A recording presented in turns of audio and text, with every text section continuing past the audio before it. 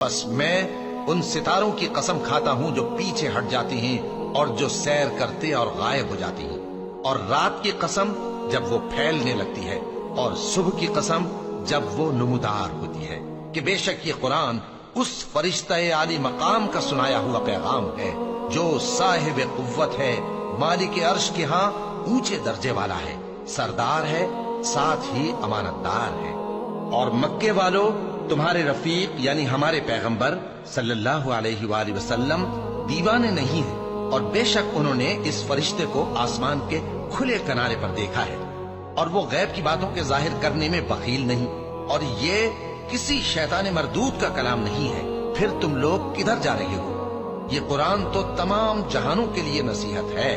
یعنی اس کے لیے جو تم میں سے سیدھی راہ چلنا چاہے، اور تم لوگ کچھ بھی نہیں چاہ سکتے مگر وہی جو اللہ رب العالمین چاہے۔